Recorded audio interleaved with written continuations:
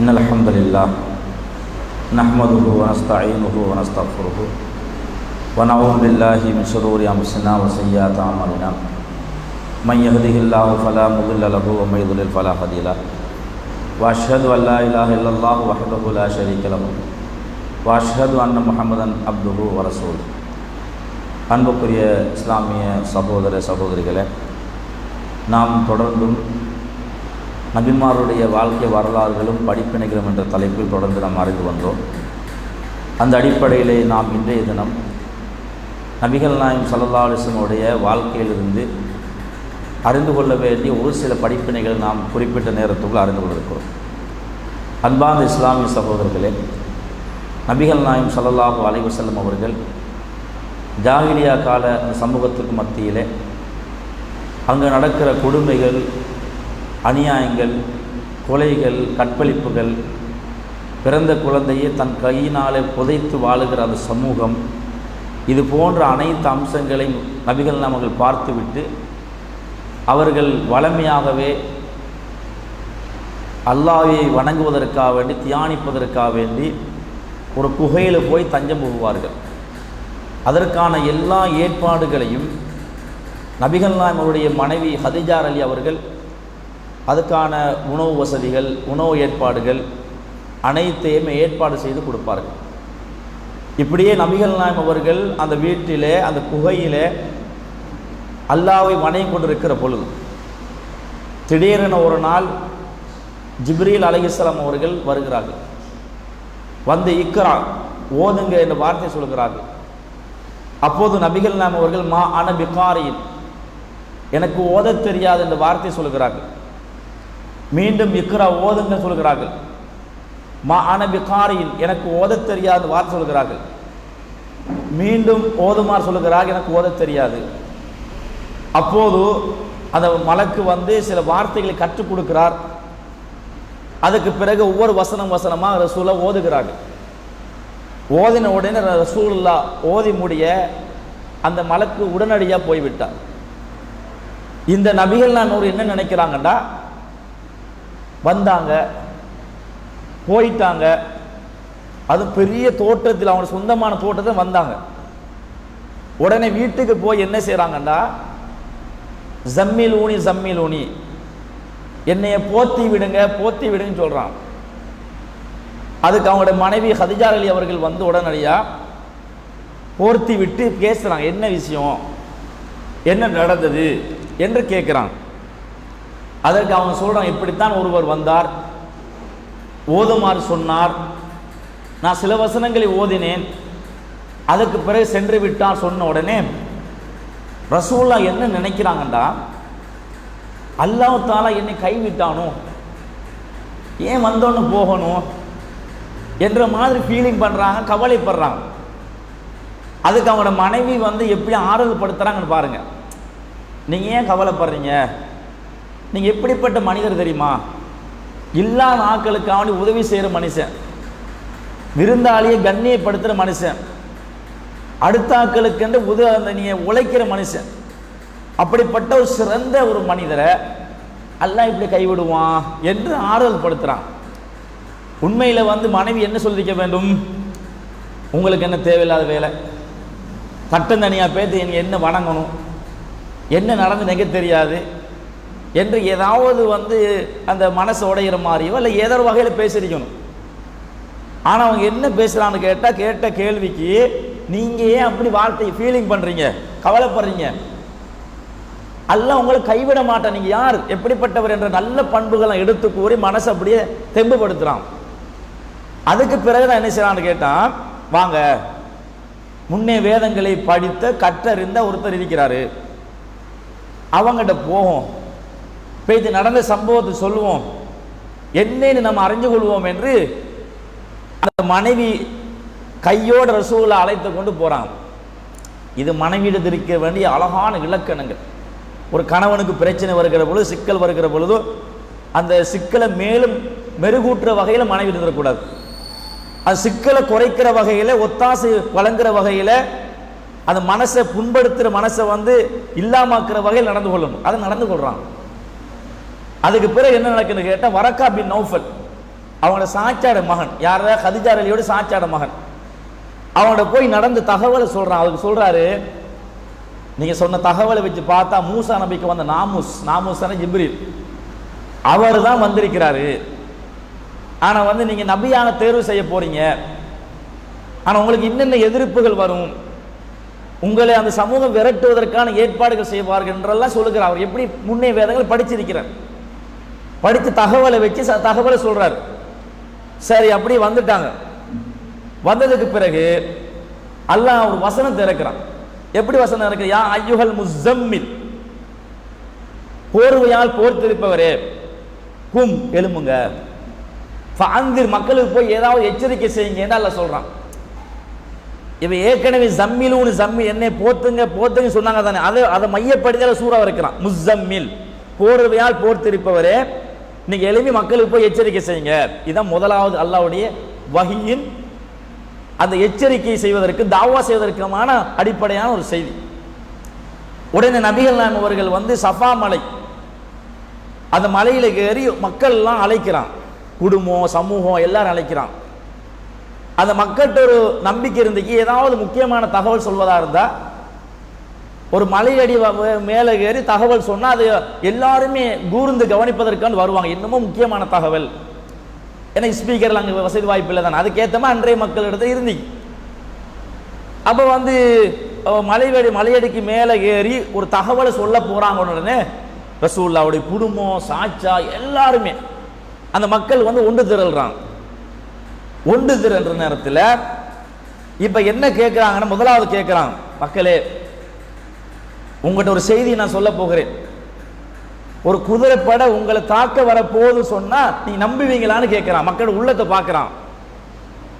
எல்லாருமே சொல்றாங்க, நீங்க அல் அமீன், நம்பிக்கைக்குரியவர், அஸ்ஸாதிக், உண்மையாளர், உங்களோட வாயிலிருந்து பொய் வந்தது கிடையாது, யாரையும் ஏமாத்தினது கிடையாது, நம்பிக்கை துரோகம் செய்தது கிடையாது, அப்படிப்பட்ட சிறந்த ஒரு மனிதர் சொல்லுகிற கருத்தை நாங்க புறக்கணிப்போமா அப்படி சொல்றாங்க.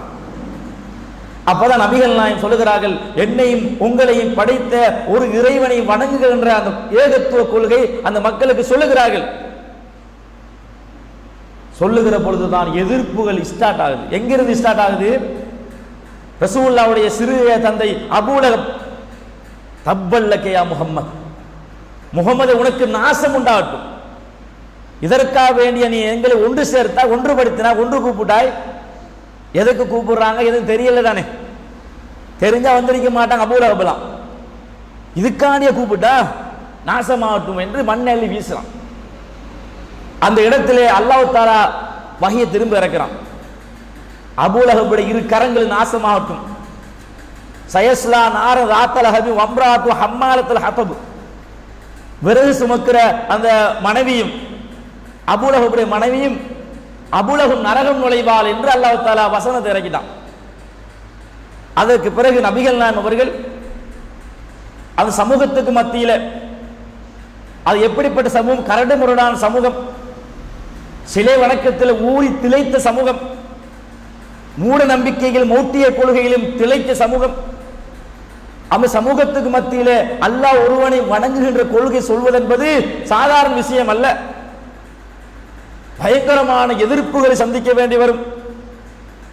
அதெல்லாம் மனதில் வைத்துக் கொண்டு அவர்கள் ஒவ்வொருத்தரா சந்திச்சு இந்த கொள்கையை சொல்லுகிறார்கள்.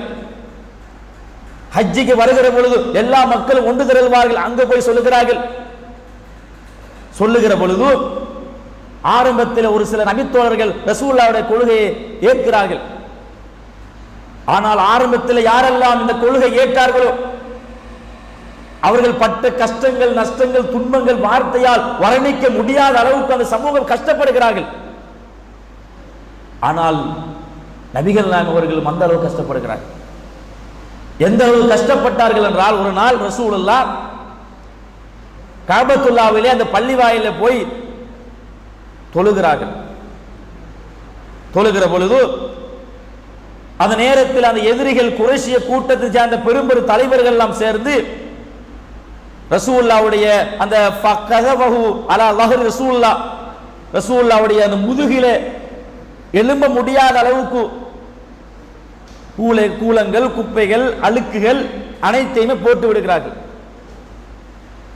ரசூலுல்லாஹ் எழும்ப முடியாமல் தடுமாறுகிற பொழுது கேள்விப்பட்ட ஃபாத்திமா அலி அவர்கள் ஃபலம் யர்ஃபா ரஸஹு, ரசூலுல்லாஹ் தலையை உயர்த்த முடியல, உயர்த்த முடியாமல் இருக்கிறார்கள். இதை கேள்விப்பட்ட ஃபாத்திமா அலி அவர்கள் ஓடோடி வருகிறார்கள். வந்து அது முதுகில் இருந்த அனைத்தையும் அகற்றுகிறார்கள். ரசூலுல்லாஹ் எழும்புகிறார்கள்.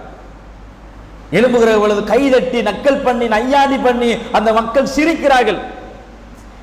எவ்வளவு கவலையா இருக்கும். ரசூலுல்லாஹ் என்ன சொன்னார்கள்?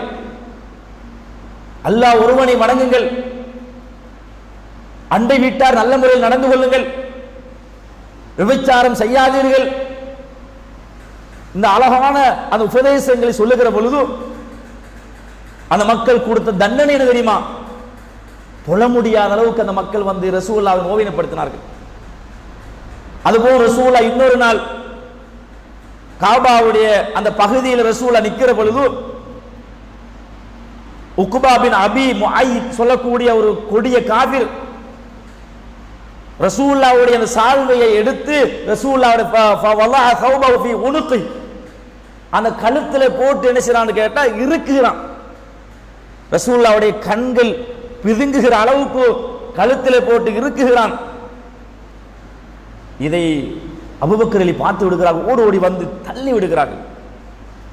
தள்ளி விட்டு சொல்கிறார்கள், அத்தக்துலூன ரஜுலன் ஐயகூல ரப்பி அல்லாஹ், அல்லாஹ் ஒருவன் என்று சொன்ன காரணத்துக்காக இந்த மனிதரை நீங்கள் கொல்ல பார்க்கிறீங்களான்னு கேட்கிறார். என்ன சொன்னார்? இவர் என்ன செய்த தப்பு என்ன? அல்லாஹ் ஒருவனைத்தான வணங்க சொன்னார், அதற்காக நீங்க கொல்ல பார்க்கிறீங்களா, அநியாயம் செய்றீங்களா என்று அந்த அபூபக்கர் அலி அவர்கள் அதை தடுத்து நிறுத்துகிற ஒரு நிலையை பார்க்கிறோம் என்றால், இந்த நபி இந்த மார்க்கத்துக்காக, இந்த இஸ்லாத்துக்காக எவ்வளவு துன்பங்களையும் கஷ்டங்களையும் பட்டு வைக்கிறார். அது மாத்திரம் கிடையாது, நபிகள் அவர்கள் அந்த மக்கள் வந்து எங்கு போனாலும் எந்த வீதியோரங்கள் சென்றாலும் கூட இந்த பைத்தியம் வருது, இந்த சூனியக்காரமானா என்ற வார்த்தைகளை சொல்லி முளரீதியா பாதிப்பை ஏற்படுத்துவார்கள். ஒரு பைத்தியம் என்ற வார்த்தை என்பது தாங்க முடியாத வார்த்தை. நான் மக்களுக்கு நல்லதுதானே சொல்லுகிறேன், சுவர்க்கத்தை தானே வழிகாட்டுகிறேன், நரகத்தை விட்டு காப்பாதற்கான வழிகளை தான் சொல்லிக் கொடுக்கிறேன். அதற்காக அந்த மக்கள் எனக்கு கொடுக்கிற வார்த்தை தெரியுமா? பைத்தியம், மெண்டல் என்ற ஒரு கவலை ஏற்படுத்துகிற அந்த வார்த்தைகளை அந்த மக்கள் சொன்ன பொழுது நபிகள் நாயகம் அவர்கள் அதையெல்லாம் சுமந்து கொண்டுதான், ஏச்சி பேச்சுகளை சுமந்து கொண்டுதான் ரசூலுல்லாஹ் அந்த பிரச்சாரங்களை மெதுமெதுவாக அந்த மக்கள் மடத்தில் எடுத்து சொல்லிக் கொண்டிருக்கிறார். தாருல் அர்க்கம் சொல்லக்கூடிய ஒரு வீடு, அந்த வீட்டிலே மக்கா விட்டு தொலை தூரமான ஒரு பகுதி, அந்த வீட்டை தேர்வு செய்து அதிலே அந்த கிடைக்கிற வகை, ஒவ்வொரு நாளும் இறங்குற வகையை மையப்படுத்தி அந்த ஒவ்வொரு சஹாபாக்களும் இஸ்லாத்தை ஏற்றுக்கொள்ள வருகிற பொழுது அவர்களுக்கு இந்த மார்க்கத்தையும் இந்த இஸ்லாத்தை சொல்லிக் கொடுப்பார்கள். ஆனால் ரசூலுல்லாஹ் சொல்வார்கள், இஸ்லாத்தை ஏற்றுக்கொண்ட மக்களுக்கு கொஞ்சம் போங்க, இப்ப கடுமையான கட்டமா இருக்கிறது. தூர பகுதியிலிருந்து வருவார்கள் இஸ்லாத்தை ஏற்பதற்காக வேண்டி, அவர்களுக்கெல்லாம் சொல்லி அனுப்புவார்கள், நீங்க கொஞ்சம் பெய்த்து, இப்போது கடுமையான கஷ்டமான ஒரு நிலைமை, வெளிப்படையா இஸ்லாத்தை எல்லாம் நடைமுறைப்படுத்த முடியாத நிலைமை, நீங்க போயிட்டு கேள்விப்படுவீங்க, மார்க்கம் கொஞ்சம் கொஞ்சமா வளர்ந்து விட்டு அப்பனை வந்து சேர்ந்து கொள்ளுங்க சொல்ற அளவுக்கு, முஸ்லிம் என்ற பெயரை உச்சரிக்க முடியாத அளவுக்கு அபூதர் ரலியல்லாஹு அவர்கள் இஸ்லாத்தை ஏற்கிறார். ரசூலுல்லாஹ் சொன்னார்கள், போங்க, நீங்க எதுவுமே சொல்ல வேணாம். ஏன் அப்படி சொல்றாங்க? ஆரம்ப கட்டம். இவர் இந்த மார்க்கத்தை கேட்டு இஸ்லாத்தை கேட்டு விளங்கிட்டு காபத்துல்லாஹ் போய் ரசூலுல்லாஹ்வுடைய தெளிவான கொள்கை எடுத்து சொல்லி விடுகிறார். அடிக்கிறார்கள், மூச்சு திணறுகிற அளவுக்கு அடிக்கிறார்கள். அங்குள்ள மக்கள் இவரை அடிக்கிற மக்களை தடுத்து தண்டிக்காங்க, அடிக்காங்க. நாங்க வியாபாரம் சம்பந்தமா போகிற பொழுது அவங்களோட ஊரை கடந்து செல்ல வேண்டிய ஒரு பிரச்சனை வந்துடும் என்று சொல்லுகிற அளவுக்கு ஆரம்ப கட்டம், பயங்கரமான கட்டம். அந்த கட்டத்தில் தான் இந்த மாதிரி ஒரு தாவா பிரச்சாரத்தை மேற்கொண்டு அதுக்கு பிறகு மக்காவிலே வாழ முடியாத ஒரு நிலைமை ஏற்படுகிற பொழுது ரசூலா ஹிஜ்ரத் பயணம் மேற்கொள்ளுமாறு அல்லாஹ்வுடைய கட்டளை வருகிறது. அதற்கு முன்ன ரசூலா என்ன செய்வான்னு கேட்டா ஹபஷா, கொஞ்சம் கொஞ்சமா சஹாபாக்கள் இங்க வாழ முடியாது, அடி உதைகள் வெட்டுகள் துன்புறுத்தல்கள். எந்த அளவுக்கு துன்புறுத்தல்? ஹப்பாப் அலி அவர்கள் சொல்லுகிறார்கள், அல்லாஹ்வின் தூதரே எனக்கு கொடுக்கிற தண்டனை தெரியுமா? இரும்பு கங்கிகளால் உருக்கிய உடம்பிலே ஊத்துகிறார்கள், நான் மயக்கமுட்டு விழுகிறேன், என்னால் தாங்க முடியல, எங்களுக்காக வேண்டி அல்லாஹ்விடத்தில் பிரார்த்திக்க மாட்டீங்களா என்று கேட்கிற அளவுக்கு ரசூலுல்லாஹ் சொல்லுகிறார்கள், பிலாலே ஹப்பாபே நீங்க வந்து பொறுமையாறீங்க. உங்களுக்கு முன்பு வாழ்ந்த சமூகம் எப்படி சோதிக்கப்பட்டார்கள் தெரியுமா? குழிகளை தோண்டப்பட்டு இரும்பு சீப்பினால் நெருப்பிலே பழுக்க காய்ச்சி உடம்பிலே கோதி கோதி எடுக்கிற பொழுது எலும்பு கூடு மிஞ்சிய நிலையிலே தான் விட்டு சென்றார்கள். அந்த அளவுக்கு சோதிக்கப்பட்டார்கள். எனவே சோதனைகள் வரும், பொறுமையாக இருங்கள் என்று சொல்லுகிற அளவுக்கு அந்த சஹாபாக்கள் சோதிக்கப்படுகிறார்கள். அதுபோன்று யாசருடைய குடும்பம் கண் முன்னே அநியாயத்துக்கு உள்ளாக்கப்படுகிறார்கள். கொதிக்கிற தண்ணீரை கொதிக்க கொதிக்க தண்ணீரை அந்த தலையை அமுக்குகிறார்கள். இதெல்லாம் ரசூலா பார்த்து விட்டு சொல்ல வார்த்தை தெரியுமா? இஸ்பிரு யால யாசிர், யாசருடைய குடும்பமே பொறுமையாக இருங்கள், ஃபைன்ன மௌஇதக்குமுல் ஜன்னah, உங்களுக்கு வாக்களிக்கப்பட்ட சுவர்க்கம், பொறுமையாக இருங்கள் சொல்லுகிற அளவுக்கு. அப்ப ரசூலுல்லாஹ்க்கு முன்னணியில் அநியாயங்கள் அட்டூழியங்கள் கண்ணால் பார்த்து பொறுமை இழக்காத அளவுக்கு வார்த்தையால் மட்டும் சொல்ல முடிஞ்சது. பொறுமையாரிங்க பொறுமையாரிங்க, சுவர்க்கம் கிடைக்கும் சுவர்க்கம் கிடைக்கும்.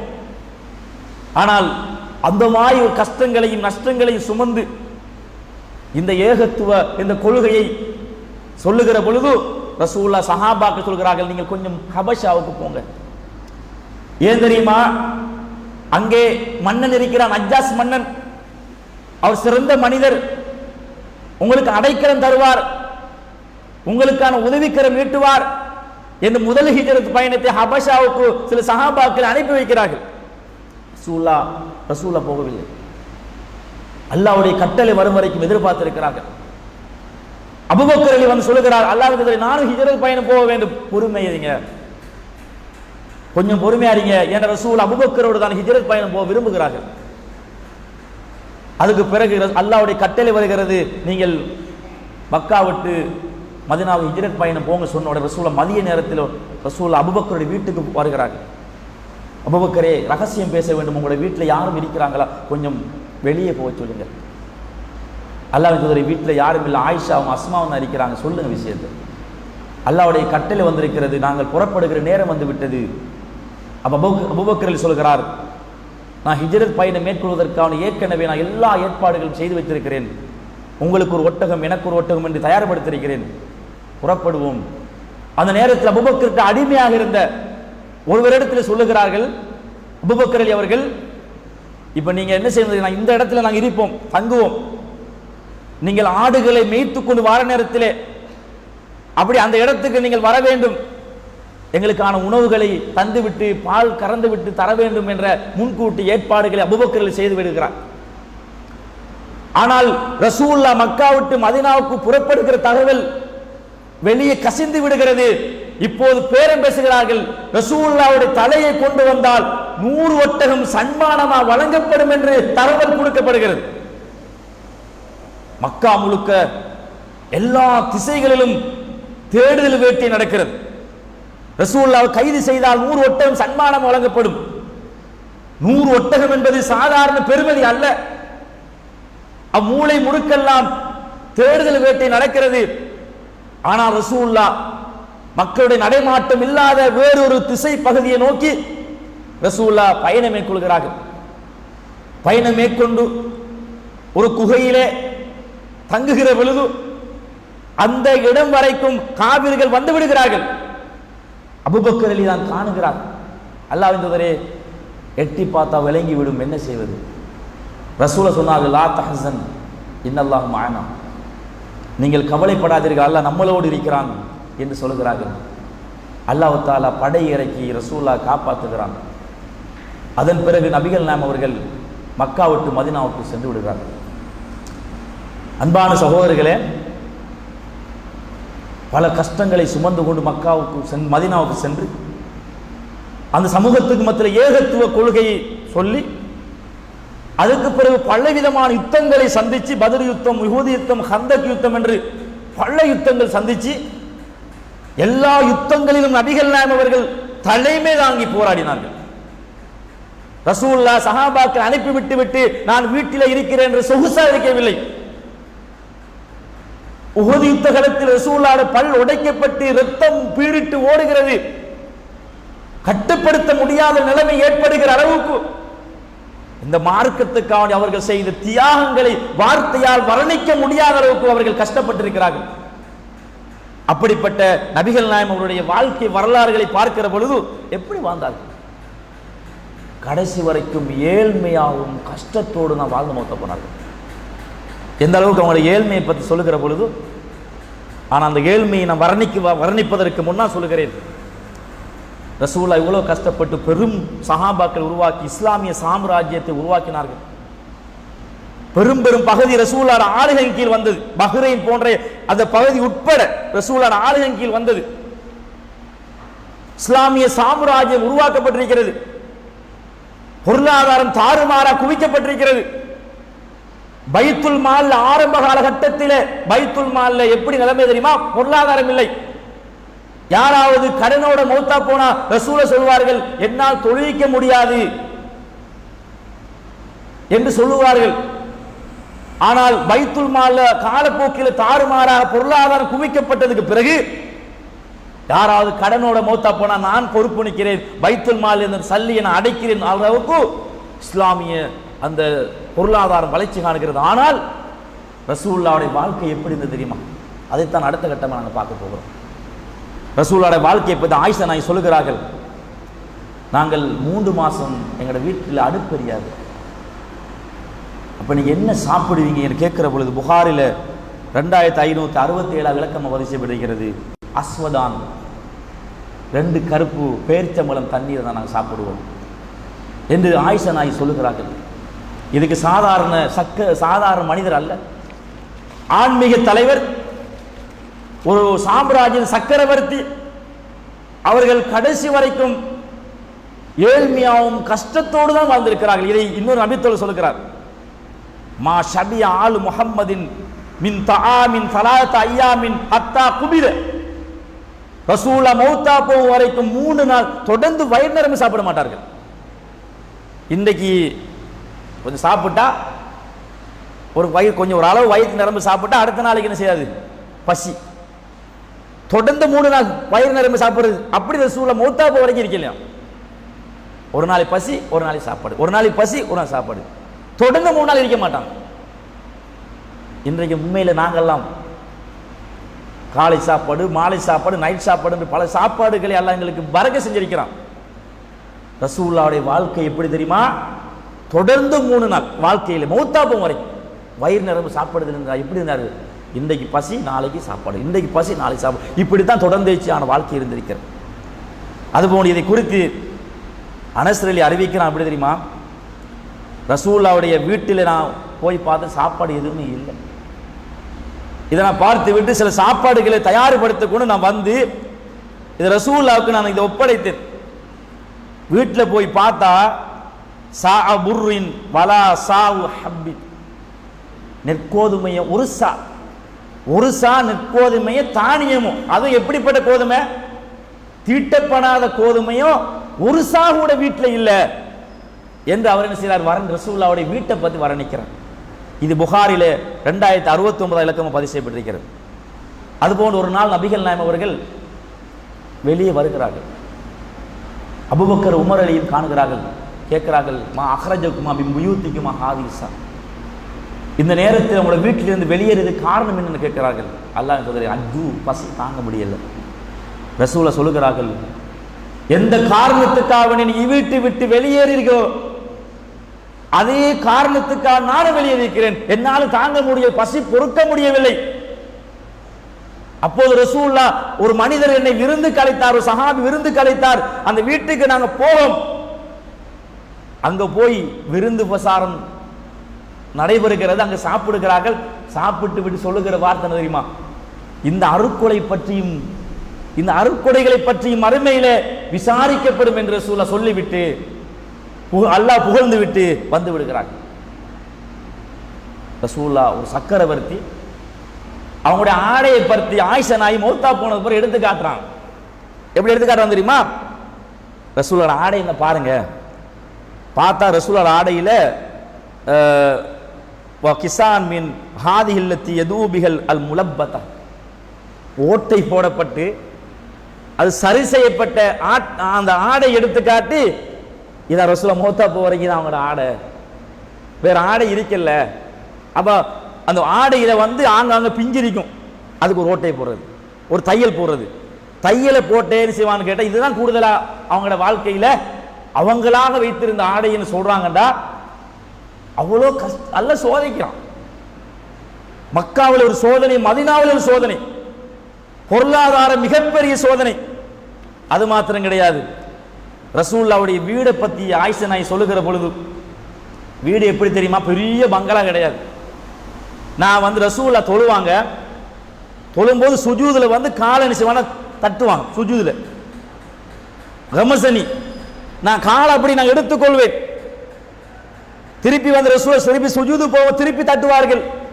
அப்ப ரசூலுல்லாஹ் காலை நான் தட்டின காலை எடுப்பேன் தானே, அப்ப சுஜூது செய்வாங்க.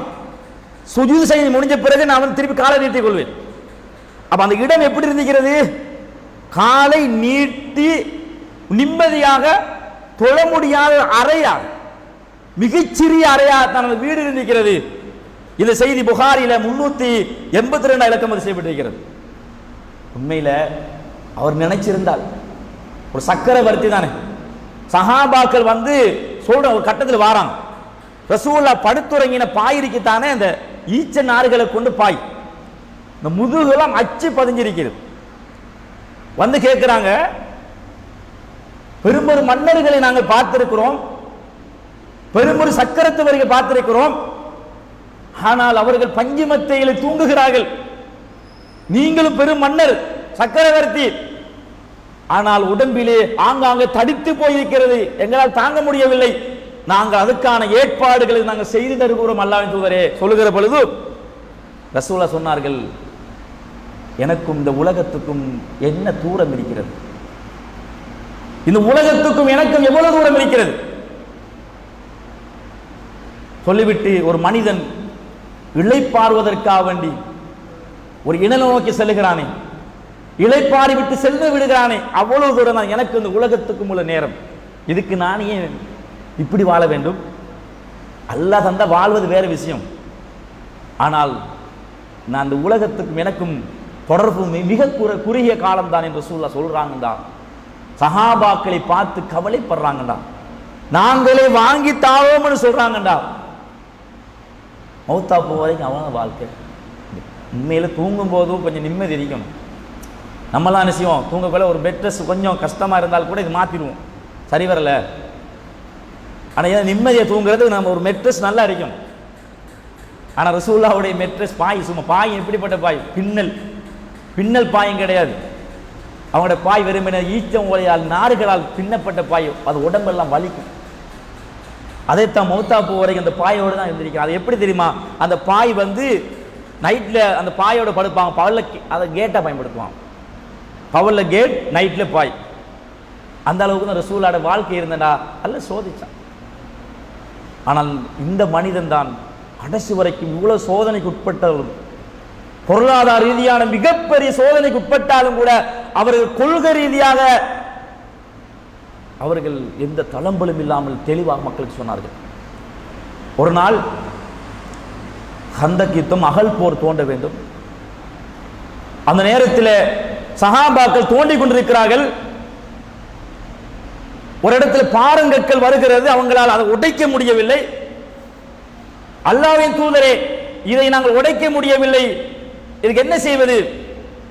இருங்க, நான் இறங்குறேன்.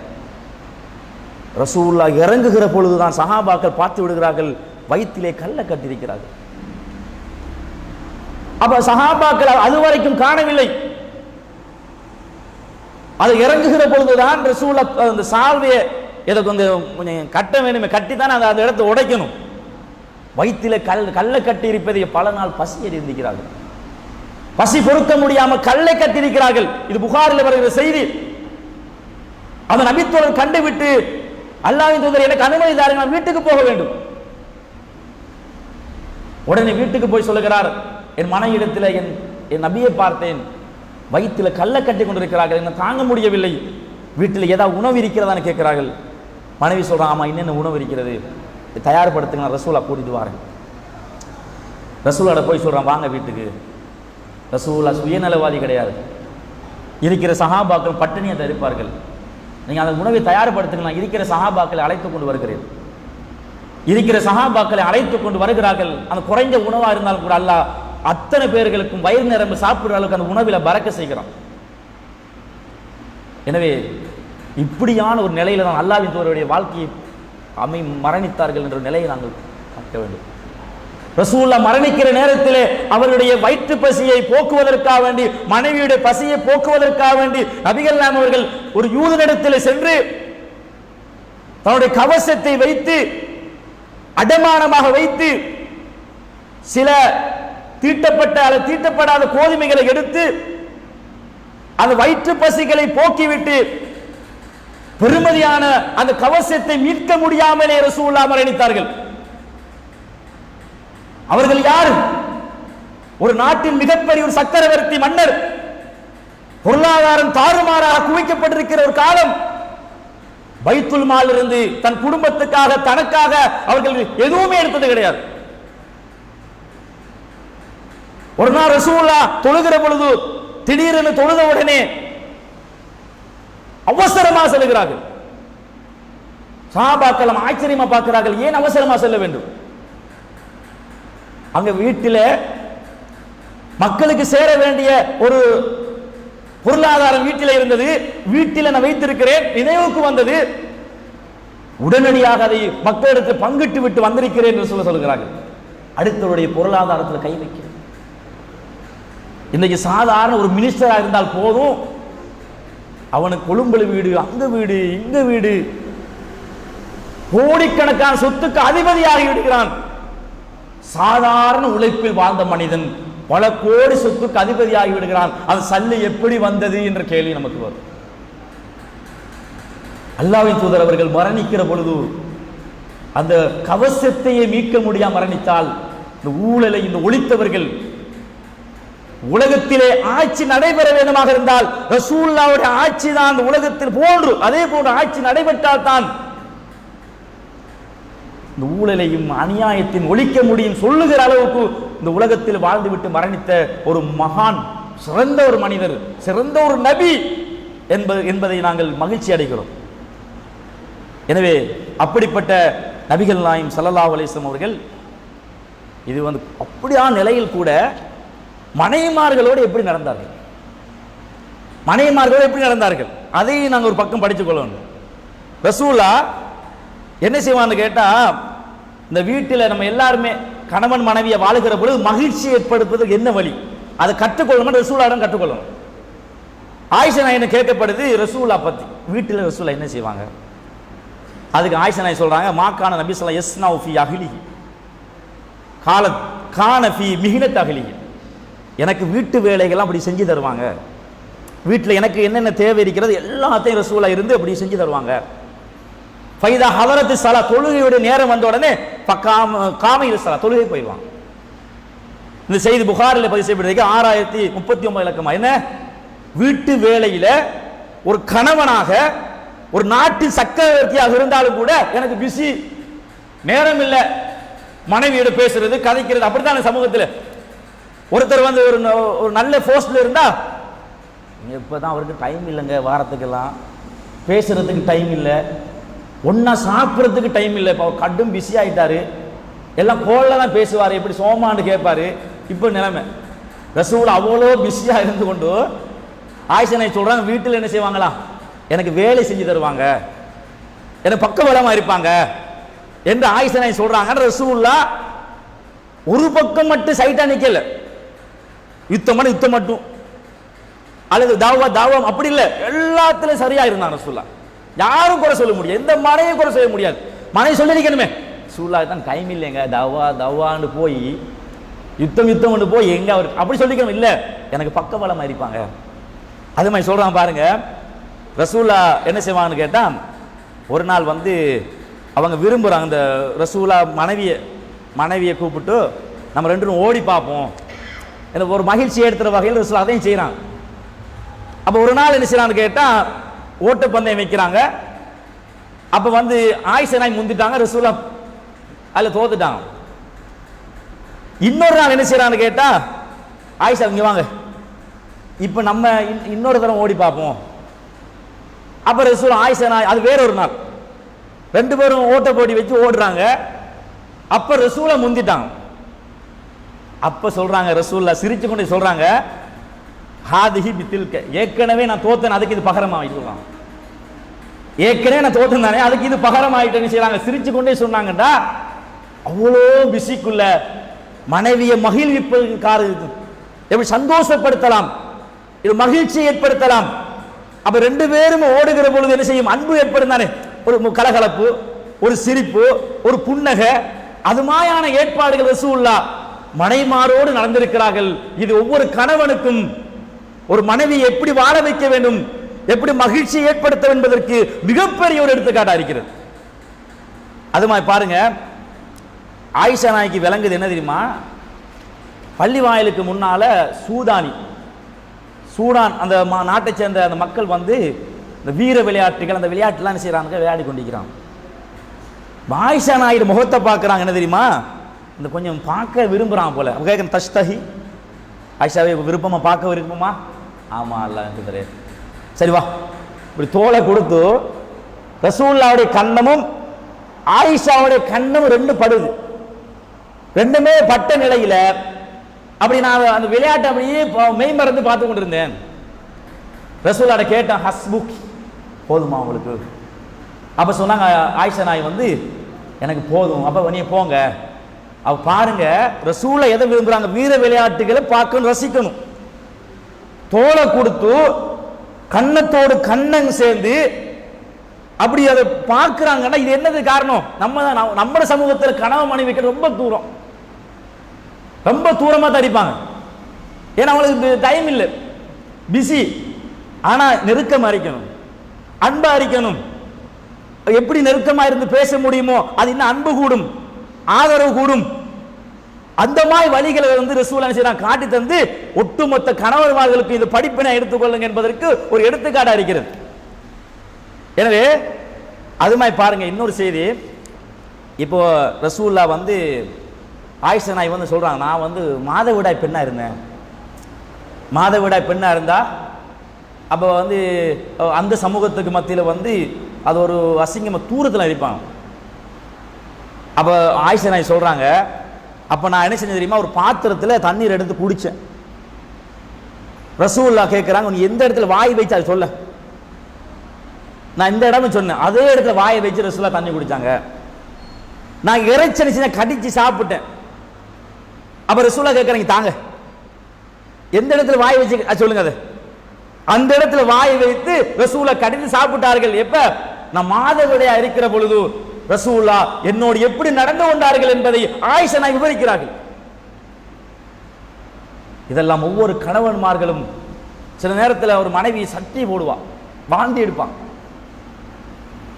சில கணவன்மார்கள் விருக்கிறார்கள், கிட்ட போய் நெஞ்ச தடவி முதுக தடவி அது அருவருப்புன்னு பார்க்காம. ஏன்னா கற்பிணி காலங்களில் சில நேரங்கள் அவங்க என்ன செய்வாங்க, அவன் வாந்தி எடுக்க வாய்ப்பு இருக்கிறது. எத்தனை பேர் அப்படி நான் கிட்ட போய் அது அருவருப்பு பார்க்காம அவர் நெஞ்ச தடாய் விட்டு முதுக தடாய் விட்டு இப்படி இருக்கும்போது அவங்க மறக்க மாட்டாங்க. என் கணவர் அருவருப்பா நினைக்க மாட்டார். அந்த மாதிரி நேரங்களில் என்னோடு கிட்ட இருந்து அரவணைப்பார். எனவே என் கணவனுக்கு நான் அதிகம் பணி செய்ய வேண்டும், அதிகமா அன்பு காட்ட வேண்டும், கணவனுக்கு நான் துரோகம் செய்யக்கூடாது என்ற ஒரு மிகப்பெரிய ஒரு நல்லெண்ணத்தை வந்து இது மாதிரி சம்பவங்கள் உருவாக்கும். எனவே அது மாதிரி ரசூலுல்லாஹ் சஃபியார் அலி என்ன செய்யறான்னு கேட்டா, அவங்க இந்த ஒட்டகத்தில் ஏத்தணும், ரொம்ப கஷ்டப்படுறான். ரசூலுல்லாஹ் என்ன செய்யுங்க, ஏறுறது கஷ்டப்படுறீங்க சொல்லி போட்டு செய்யலான்னு கேட்டால் அந்த முட்டை காலை கொடுக்குறான். முட்டை காலை இதில் காலை வைங்க, இதில் காலை வச்சு நீங்கள் ஒட்டகத்தில் ஏறுங்க. காலை கொடுத்து ஏற வச்சு மனைவியை என்ன செய்கிறாங்க, உதவி செய்யறாங்க, ஒத்தாசை பண்ணுறாங்கடா. என்ன காலை வைக்கிறாங்களே, நானும் யார் மன்னன், எனக்கு மேலே கால் வைக்க முடியுமா அப்படி பார்க்க. எனவே இது மாதிரியான செய்திகள் நானும் நீங்களும் எங்களோட ஒட்டுமொத்த வாழ்க்கையில் என்ன செய்ய வேண்டும், படிப்பினை பெற்று குடும்ப வாழ்க்கையில் மகிழ்ச்சி ஏற்படுத்தக்கூடிய என்னென்ன மகிழ்ச்சி ஏற்படுத்த முடியும். உதாரணத்துக்கு எப்பவுமே கணவன்மார்கள் மனைவியுடைய அம்சங்கள் புரிஞ்சு வச்சுக்கணும். எது விருப்பம் என்று புரிஞ்சுக்கணும், அதை வாங்கி கொடுக்கிறது. சரி, ஒரு கிழமைக்கு ஒருக்கா வந்து நம்ம பீச் ஓரங்கள் போகணும், ஏதாவது இடத்துக்கு போய் பார்த்து வரணும்னு விரும்பியிருப்பாங்க. நீ அவர் கிளம்பிக்கு ஒருக்காவது என்ன செய்யணும், வெளியே கொண்டு. ஏன்னா வீட்டில் வேலை வேலை வேலை, உங்களுக்கு உடுப்பை கழுவணும், சமைக்கணும், எப்படியும் வீட்டுக்குள்ள நிற்கிறது. ஒரு நாள் வெளியே கூட்டி போய்த்து அன்றைக்கு வந்து நாங்க சாப்பாடு வாங்கி கொடுத்து, கையால் வாங்கி கொடுத்து, இன்னைக்கு நீங்க சமைக்க வேணாம் என்று நம்ம வாங்கி கொடுத்து ஒரு மகிழ்ச்சியை ஏற்படுத்தி கொண்டு வர வேண்டும். அவங்களுக்கு எது விருப்பம் இல்லை என்பது புரிந்து கொள்ள வேண்டும். அதை நாங்க செய்கிற பொழுது ரசூலை புரிஞ்சு கொள்வான். பாருங்க எப்படி புரிவான் தெரியுமா? ஆயிஷா நாயிட்ட சொல்றாங்க, ஆயிஷாவே நீங்க எப்ப கோமா இருப்பீங்க, எப்ப கோமா இருக்க மாட்டீங்க என்பது தெரியும். அப்ப கேட்கிறாங்க ஆயிஷா நாய் வந்து எப்படி கேட்கிறாங்க, இன்னில் ஆரிஃபு கலபிக்கு வருவாக்கி, எப்ப சந்தோஷம் மகிழ்ச்சி எனக்கு தெரியும். அப்ப ஆயிஷா நாய் கேட்கிறாங்க, எப்படி யாரு நீங்க சொல்லுங்கண்ணே. இல்ல நீ வந்து இன்னைக்கு இதா குந்தி ராதியா, மகிழ்ச்சியான டைம்ல நீங்க எப்படி செல்வான்னு கேட்டா, வரப்பி முகம்மது ரப்பி மீது ஆணையாக சொல்லி ஒரு செய்தி சொல்வானி, முகமது ரப்பு. அதே வைதா குந்தி சாகிதா, கொஞ்சம் கோமா இருந்தா நீ எப்படி நடந்து தெரியுமா, வரப்பி இப்ராஹிம். இப்ப எந்த பேரை நீ சொல்ல மாட்டா, இப்ராஹிம் ரப்பு மீது ஆணையான்னு சொல்லி அந்த செய்தியை சொல்லுவா. அப்ப எனக்கு விளங்கிடும், ஆஹா இப்ராஹிம் நபியோட பேரை பயன்படுத்தி இப்ப கொஞ்சம் கோவத்துல அரிக்கிறாங்க. அதுக்கு ஆயிஷா நாய் சொல்ல, ஆமா அல்லாஹ் சொல்லி போட்டு, நான் உங்கள் மீது கோபம் இல்லை, அந்த பெயர்ல நான் இப்ப கோவப்படுன்னு சொல்லுவான். உங்களில் ஒன்று கோபம் இல்லை, நான் கோவப்படவே மாட்டேன், அந்த பெயர்ல கோவப்படுன்னு சொல்றான். எனவே இது மாதிரி செய்திகளை மையப்படுத்தி இன்ஷா அல்லாஹ் ரசூலுல்லாஹ்வுடைய நிறைய தகவல் மாசக்கணக்கு பேச வேண்டியிருந்தாலும் சுருக்கமான ஒரு சில தகவல்களை உங்களுக்கு நான் எடுத்து வைத்திருக்கிறேன். அந்த தகவல்களை என்னுடைய வாழ்க்கையிலும் உங்களோட வாழ்க்கையை நடைமுறைப்படுத்தி நானும் நீங்களும் ஏகத்துவத்துக்காக வேண்டி என்னதான் பேச்சுகள் வந்தாலும் கூட ரசூலை எப்படி முன்னெடுத்தார்களோ அதுபோல முன்னெடுக்கக்கூடியவர்களாகவும், ரசூலை சொன்ன அடிப்படையில் குடும்ப வாழ்க்கையில் நடைமுறைப்படுத்தக்கூடியவர்களாகவும், கஷ்ட நஷ்டங்கள் எது வந்தாலும் கூட கொள்கை விட்டு தூரமாகாமல் கொள்கையோடு வாழக்கூடிய நன்மக்களாக மாறுவதற்கு எம் அனைவருக்கும் இறைவன் கிருபை செய்வானாக. வாஹிரு தஅவானா அனில் ஹம்துலில்லாஹி ரப்பில் ஆலமீன்.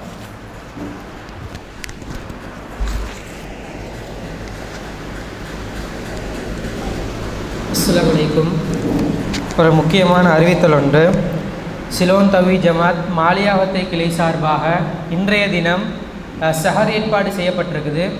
எப்படியுமே இரவு தொழுகை 2 மணிக்கு நடைபெறும். இரவு தொழுகை தொடர்ந்து தர்பியா வகுப்பு நடைபெற்று அந்த சஹர் ஏற்பாடும் செய்யப்பட்டிருக்கிறது. ஆண்கள் பெண்கள் அனைவரும் குடும்பத்தோடு கலந்து கொள்ளுமாறு கேட்டுக்கொள்கிறேன். அடுத்ததாக சிலோன் தவி ஜமாத்தின் மாலியாவத்தை கிளை நடாத்தும் கேள்வி பதில் போட்டிக்கான தருணம் இது. நாளாந்தம் இரவு தொழுகையிலே பேசப்படுகின்ற கருத்துக்களிலிருந்து 3 கேள்விகள் கேட்கப்படும். அந்த அடிப்படையில் இன்றைய நாளுக்கான கேள்விகள்: நபிகள் நாயகம் ஸல்லல்லாஹு அலைஹி வஸல்லம் அவருடைய கழுத்தை நெருக்கியவன் யார்? ரசூலுல்லாஹ்வோட கருத்தை நெருக்கின அந்த காஃபிர் யார்? இரண்டாவது கேள்வி: நபிகளாருக்கு நாசம் உண்டாகட்டும் என்று சபித்தவனின் பெயர் என்ன? நபிகளாருக்கு நாசமா போன்னு சொல்லி சபித்தவனுடைய பெயர் என்ன? அடுத்தது, நபிகளார் எந்த மனைவியோடு ஓட்ட போட்டி வைத்தார்கள்? நபிகளார் எந்த மனைவியோடு ஓட்ட போட்டி வைத்தார்கள்? இதுதான் இன்றைய நாளுக்கான கேள்விகள். இந்த கேள்விகளுக்கான பதில்களை இன்ஷா அல்லாஹ் லைவில் பார்க்கக்கூடிய சகோதர சகோதரிகளுக்கு ஸ்க்ரீனில் நம்பர் தெரியும், அந்த நம்பருக்கு வாட்ஸ்அப் பண்ணுங்கள்.